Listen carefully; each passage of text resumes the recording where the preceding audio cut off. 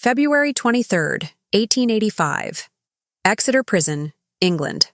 John Lee stands on the gallows trapdoor, noose around his neck, waiting to die for a murder he swears he didn't commit. The executioner pulls the lever. Nothing happens. The trapdoor refuses to open. This is the beginning of one of the most bizarre execution stories in British history. The man they literally couldn't hang. John Lee was just 19 years old when his world collapsed. Born into poverty in the small Devon village of Abbots Kerswell, he'd worked as a footman for elderly Emma Keyes at her isolated home, the Glen. On November 15, 1884, Keyes was found dead in her dining room, her throat slashed and her body partially burned. Lee was the obvious suspect. He'd been the only other person in the house that night, and witnesses claimed he'd been acting strangely. More damning still, he'd recently asked Keyes for a raise, which she'd refused. The prosecution painted him as a desperate young man who'd killed his employer for money, then tried to burn down the house to cover his tracks. But Lee maintained his innocence throughout the trial. He claimed he'd been asleep in his room and knew nothing about the murder until he smelled smoke and discovered Keyes' body. The evidence against him was circumstantial at best. No murder weapon was ever found, and the fire had been so poorly set that it barely damaged anything beyond Keyes' clothing. None of that mattered to the jury. In Victorian England, a working-class man accused of killing his wealthy employer had little chance. After deliberating for just 40 minutes, they returned a guilty verdict. Justice Manistee sentenced Lee to hang by the neck until dead. Lee was transferred to Exeter Prison to await his fate. For 3 months, he sat in the condemned cell, writing letters to his family and maintaining his innocence. He became deeply religious, spending hours reading the Bible and praying. Prison chaplain Reverend Pitkin later said Lee seemed genuinely at peace, convinced that God would deliver him if he was truly innocent. On the morning of February 23, 1885, executioner James Barry arrived to carry out the sentence. Barry was one of England's most experienced hangmen, having successfully executed dozens of condemned prisoners.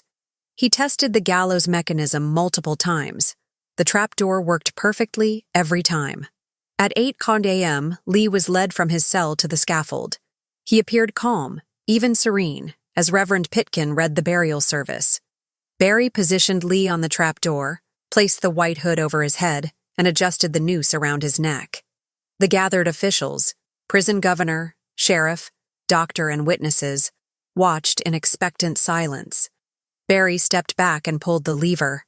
The mechanical click echoed through the execution shed, but the trapdoor remained firmly shut. Lee stood motionless, the noose tight around his neck, very much alive. A murmur of confusion rippled through the witnesses. Barry quickly removed the noose and hood, and Lee was led to a chair while officials examined the gallows. They tested the mechanism repeatedly. It worked perfectly every time Lee wasn't standing on it. Determined to complete the execution, Barry repositioned Lee on the trapdoor. Once again, he placed the hood and noose, said a brief prayer, and pulled the lever. Click. Nothing. The trapdoor refused to budge. By now, the witnesses were visibly shaken. Some whispered about divine intervention. Lee himself remained remarkably calm, later saying he felt no fear because he knew God was protecting him. Barry, however, was growing increasingly agitated. His professional reputation was on the line. For a third time, Lee was led back to the chair while officials frantically examined the gallows. They could find nothing wrong. The mechanism worked flawlessly during every test. Prison warders even jumped on the trapdoor to verify it would open under weight. It did, every time. A third attempt was made. Lee stood on the trapdoor, hood over his head, noose around his neck, as Barry once again pulled the lever. Click. The trapdoor remained shut.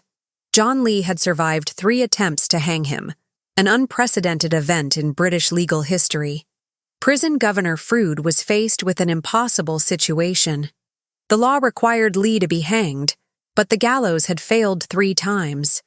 Some officials suggested using a different method, perhaps shooting or beheading, but British law specified hanging for murder. Others wondered if this was divine intervention, God's way of declaring Lee's innocence. After hurried consultations with London, The execution was postponed. Lee was returned to his cell while authorities decided what to do next. The story quickly leaked to the press, making headlines across Britain and beyond. The man they couldn't hang became an international sensation. Home Secretary Sir William Harcourt was bombarded with petitions for clemency. The triple failure was seen by many as a clear sign that Lee was innocent, or at least that executing him would be morally wrong. Religious groups cited biblical precedents where God had intervened to save the innocent. Even some government officials began to have doubts. On March 2, 1885, just 1 week after the failed execution, Harcourt commuted Lee's sentence to life imprisonment. The official reason was the extraordinary circumstances of the gallows failure, but many believed it was really about doubt over Lee's guilt. Lee served 22 years in prison, maintaining his innocence throughout. He was finally released on December 17, 1907, at age 42. The world he returned to was vastly different from the one he'd left. Queen Victoria was dead, the automobile was replacing horses, and electricity was lighting the streets. After his release, Lee tried to capitalize on his fame. He gave interviews, appeared at music halls, and even starred in an early silent film about his story. But fame didn't bring fortune. He struggled financially and lived in relative obscurity. Multiple theories emerged about why the gallows failed.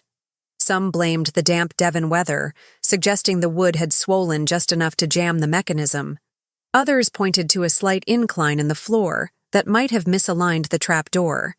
Skeptics claimed Barry had deliberately sabotaged the execution because he'd developed doubts about Lee's guilt. Barry himself offered various explanations over the years, from mechanical failure to divine intervention. In his memoirs, he wrote that he'd never seen anything like it in his career. The gallows had worked perfectly before and after, just not when John Lee was standing on it. Modern forensic experts have suggested that Lee might indeed have been innocent. The evidence against him was weak, and the investigation was rushed by Victorian standards. Emma Keyes had other enemies. She was known to be difficult and had fired several servants. The real killer might have been someone else entirely, someone who knew Lee would make a convenient scapegoat. John Lee died in 1945 at age 80, taking the truth about Emma Keyes's murder to his grave. He never wavered from his claim of innocence, and he never stopped believing that God had saved him on that February morning in 1885. The gallows at Exeter Prison was dismantled shortly after Lee's failed execution. Officials never trusted it again. The case became a landmark in British legal history, contributing to growing doubts about capital punishment. If an innocent man could come so close to death, how many others had been less fortunate? John Lee's story remains one of the most extraordinary in the annals of criminal justice. The man who cheated death 3 times in a single morning and lived to tell the tale. Whether it was divine intervention, mechanical failure, or something else entirely, we'll never know. But one thing is certain. Sometimes the system fails in the most spectacular way possible. The case of the man they couldn't hang continues to fascinate people more than a century later. A reminder that justice isn't always as certain as we'd like to believe, and that sometimes the most unbelievable stories turn out to be true.